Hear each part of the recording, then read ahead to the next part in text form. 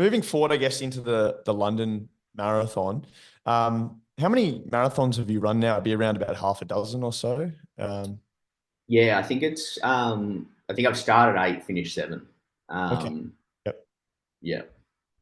And so with London, I understand the track there is quite a fast, it's quite a fast course. Um, Tell us a little bit about how early you got over there and how your preparation was for running, which I think is your quickest time to date, 2 hours, 31 minutes. So Yep.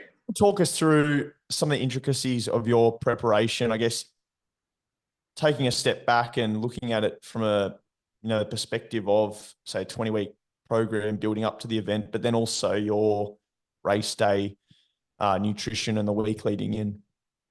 Yeah, it's running international marathons is really interesting, and sometimes it's a bit of a necessity when you're in Australia and you're trying to run quick times, because there is a limited number of marathons um, around that are sort of have quick enough courses, and I mean everyone wants to get over and run majors, and I see it as a pretty good way to holiday as well if you can tie a marathon into it. But in terms of the lead up, like where me and my training partner Liam, like we sort of maintain a pretty high base level of Ks. So which it may sort of makes it a little bit easy when you are going into a marathon block, because it doesn't mean you need to dial it up from 0 100. You're already at 80. You just need to add sort of that little bit extra specific marathon based training towards the end of the block. Sort of just increasing your load and tweaking what sessions you're doing, and then increasing your long runs and getting some bigger stuff in towards the end of the block.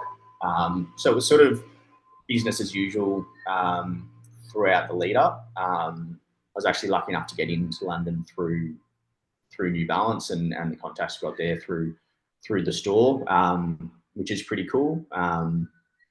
So yeah, it was pretty stock standard build up, and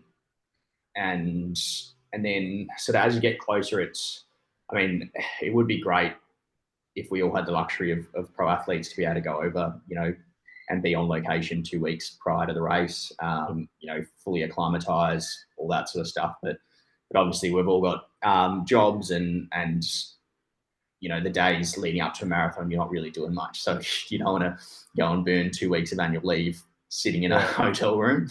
But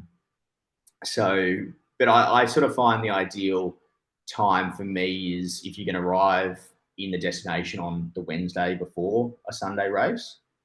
That's sort of, for me, that's sort of the minimum, just to be able to get, I mean, as you know, coming from Australia, it takes you a few days to even get over the flight, let alone to start feeling normal again. So yeah, sort of 3 days for me is sort of the sweet spot. If you can get there on the Wednesday at some stage during the day, sort of go for a jog off the plane, and then and try and get back into some normal sleeping habits. And then that sort of gives you 2 or 3 days of jogging around just to acclimatize to whether it's climate or, like I said, get over the flight and stuff like that. And even just to sort out your nutrition and your food and all that sort of stuff. Obviously, being in a foreign country, I mean, being in London was pretty easy. But, once you start going to other countries where cuisine might be different, it's just sort of about working out where you're getting your food from. If you are in a house or an apartment, do you need to go buy groceries and find the right groceries, or if you're in a hotel, you're eating out. All sort of, I guess they're sort of some of those 1%ers to consider when you are traveling for a marathon. And was sort of beneficial, the fact that I wasn't doing that massive carb load, because then I didn't need to be super organized and find all the right food when I was over there. I could sort of just eat ad hoc like I normally would, but just eat a bit more. So I think that was super beneficial. It just sort of relieved a little bit of the stress of having to find and prepare the right amount of food based on the right quantities. So we went over with a couple of friends of ours and and stayed in a house together, which was great. It was super relaxed, and then it was actually not terrible weather, but it was raining and pretty gloomy, which is pretty stock standard for London. For London, yeah, I was going to say. Yeah.